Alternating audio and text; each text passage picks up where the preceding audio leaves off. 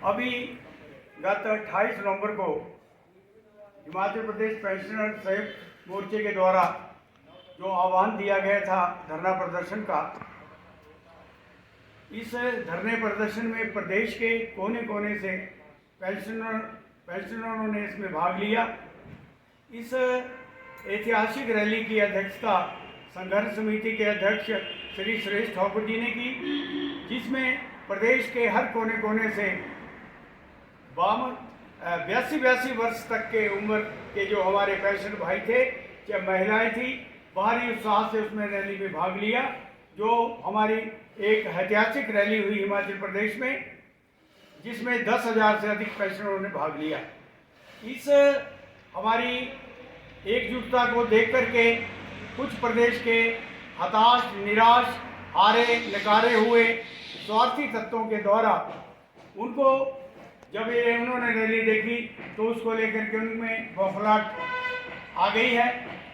इसको लेकर के एक ज्वाइंट फ्रंट के तथाकथित जो प्रदेश प्रवक्ता है, और वो प्रवक्ता ही नहीं, हिमाचल प्रदेश आम आदमी पार्टी के भी प्रवक्ता हैं, उन्होंने हमारी संघर्ष समिति के ऊपर ये आरोप लगाया कि ये जो रैली थी ये राजनीतिक से प्रेरित थी और इसमें बुजुर्गों का अपमान किया गया, जो कि बहुत ही शर्मनाक है।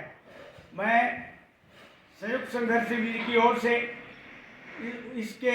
इसके लिए उनकी कड़ी आलोचना करता हूं, और उनकी हताशा, निराशा जो है सामने झलक रही है, वो अपने आकाओं के इशारे पर, सरकार के इशारे पर जो है पेंशनों की हमारी एकता को तोड़ने का प्रयास करने का जो दुस्साहस कर रहे हैं, उसका पेंशनों जो हिमाचल प्रदेश के हैं वो मुंह तो जवाब देंगे।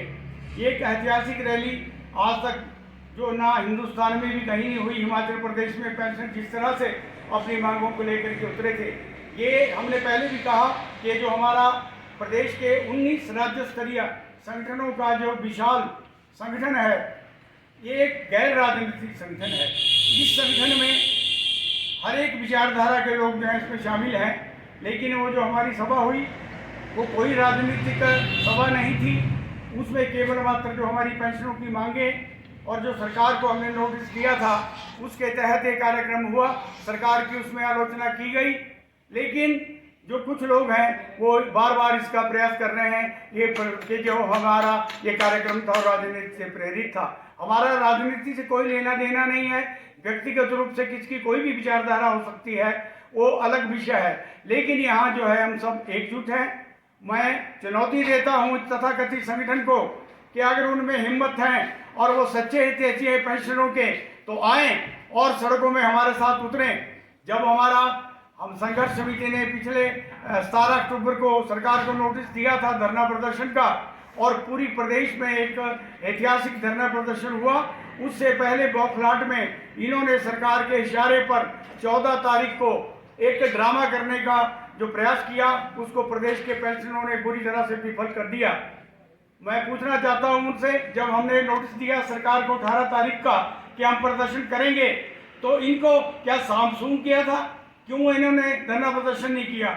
इनका केवल मात्र उद्देश्य सरकार की गोद में बैठ करके, सरकार के दरबारी बन करके प्रदेश के जो हमारा इतना बड़ा संगठन है उसको तोड़ने का ये प्रयास कर रहे हैं। मैं इनको चेतावनी देता हूं कि उनका जो हमारे पेंशनर है वो सजग हैं, इनके किसी भी इस तरह के जो प्रयास हैं उसको सफल नहीं होने दिया जाएगा।